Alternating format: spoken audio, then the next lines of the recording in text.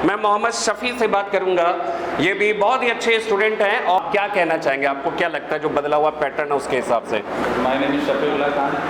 और सर मैं ये कहना चाहूँगा कि पहले जो बच्चे जीएस को इम्पोर्टेंस नहीं देते थे, ऊपर से पढ़ लेते थे, डेप्थ में तो कभी जाते ही नहीं थे।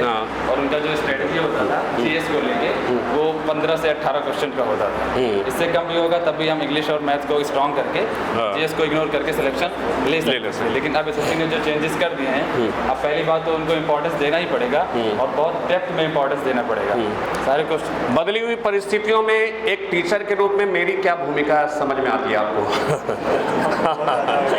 इससे आपकी रिस्पॉन्सिबिलिटी अब और बढ़ जाती है। रिस्पॉन्सिबिलिटी बढ़ जाती है, मतलब वैल्यू भी बढ़ जाती है और साथ में जिम्मेदारी है ना, जिम्मेदारी भी बढ़ जाती है। अगर कुछ टॉपिक्स चाहें तो छोड़ भी सकते थे, लेकिन अब आपको हर टॉपिक बहुत डेप्थ में और पीसीएस लेवल तक का पढ़ाना पड़ेगा। सही बात है। देखिए एक चीज ध्यान रखिएगा, जैसे टीयर 1 टीयर 2, मेरी बात समझिएगा, ये अभी तो पता नहीं है कि टीयर 2 में सवाल कैसे पूछे जाएंगे, है ना, जीएस वगैरह के।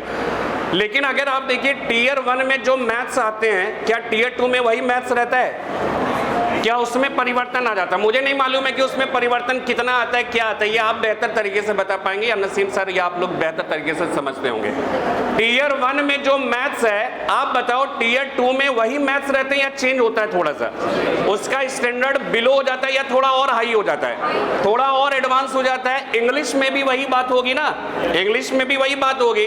तो बस इतनी सी बात समझ लीजिएगा कि जीएस और रीजनिंग की अगर हम बात करें तो प्रीलिम्स में जो भी स्टैंडर्ड होगा, इससे एक अनुमान लगा लीजिएगा कि जो टीयर 2 में जीएस और रीजनिंग रहेंगे वो टीयर 1 से ठीक उसी तरह से ज्यादा एडवांस रहेगा जिस तरह से मैथ और इंग्लिश टीयर 1 से जब टीयर 2 में जाते हैं तो उसका एडवांसमेंट जो है वो बढ़ जाता है। इसीलिए ये देखिए, ध्यान ये रखिएगा कि पहले से अगर आप अनुमान लगाकर फिर प्रिपरेशन करते हो, अपना लेवल बढ़ा लेते हैं, तो उनके सिलेक्शन के चांसेस जो है वो क्या हो जाते हैं, बढ़ जाते हैं। मैं सत्यम से बात करना चाहूंगा। सत्यम जी आप आइए इधर। और ये कह रहे हैं कि मैं डर रहा हूं, यही तो बात, मौका है, इसमें पार्टिसिपेट करिए। हिम्मत मर्दा मद्दे खुदा वाली बात बताइए। सत्यम बताइए, कहाँ से? चलिए बताइए, आप बताइए क्या बताना चाहते? क्या बताएं सर, पूछिए। मैं यही कहना चाह रहा हूँ कि बदली हुई परिस्थितियों में आप कहाँ पाते हैं अपने आप को? हम बहुत नीचे पाते हैं, तैयारी की बहुत ज़्यादा ज़रूरत है। हाँ ठीक है, तैयारी तो सब जाहिर सी बात है, सब नीचे ही होंगे, तभी आप हम लोग ऊपर हैं यहाँ पर खड़े और नीचे सब लोग हैं ना। लेकिन मेरा ये कहना है कि आपको क्या लगता है कि इन बदली हुई परिस्थितियों में जो जीएस वगैरह जुड़ गया, ठीक है मेहनत तो करना है, लेकिन आप क्या ये मेहनत कर पाएंगे? क्या आपके लिए सही हुआ? हाँ सर। पहले तो केवल मैथ और इंग्लिश ही पढ़ना था, अब जीएस और रीजनिंग भी जुड़ गया, तो आपके लिए बर्डन नहीं बढ़ गया? नहीं, बहुत अच्छा हो, क्योंकि मेरा ग्रेजुएशन लेवल बीए है। हाँ। जीएस बड़ा काफ़ी लाभ है, मतलब सही होगा। चलिए, और कोई बोलना चाहेंगे आप? चलिए मैं चाहूँगा, आप बोलना चाहेंगे? आ जाइए, इधर आइए, आप अपना परिचय दीजिए, बताइए।